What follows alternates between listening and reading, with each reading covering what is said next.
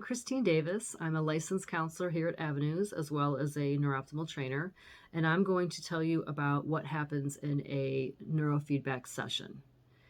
If it's your first session, I'm going to start off by giving you a survey and ask you to place a check mark in all the different symptom areas that you've been experiencing within the last couple of weeks, whether it's been problematic for you or not. This is just to give us a baseline as to what's been going on with your day-to-day functioning.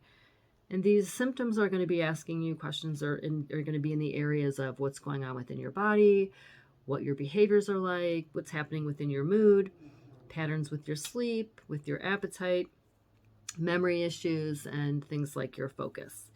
And once you're done with that, I will then place sensors on your scalp and on your earlobes. I will give you AirPods so that you can listen to music that is specifically designed to go along with NeurOptimal. And you will have the option to watch the screen, which is going to have graphics that looks very much like a kaleidoscope. It will have different shapes and colors.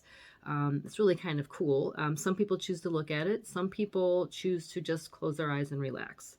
The music you'll be listening to will go on for 33 minutes. That's the whole time once I press the button. And you will notice there'll be some skipping sounds. There'll be some interruptions, which is all normal. That's part of the feedback process, nothing to be concerned about. And like I said, because there's nothing that needs to be done on the part of the participant, you can just relax or watch the screen. But some people choose to just talk through it, or they like to draw, or they like to read. It really doesn't matter as long as you're receiving the music. Your brain is getting the information that it needs. And once all that's done, there's time for questions and answers. Most people report feeling relaxed, and I'd say the most common question I get is, how many sessions do I need? And I recommend 6. That's sort of giving NeurOptimal a good try. That's what I was taught through my training program.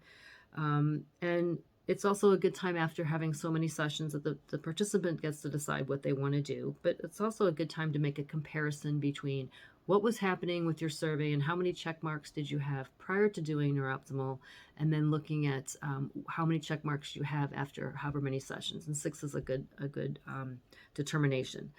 Most people are able to tell me that they already feel some improvement, or they're getting feedback from a friend or family member that they're noticing some changes with them. But it's always been significant for me to see the many people that have come through that have tried NeurOptimal to actually look at that comparison as to what their survey looked like prior to doing NeurOptimal and then after, say, 6 sessions. They're often surprised at the fact that there's a lot less check marks because the training is happening so gradually.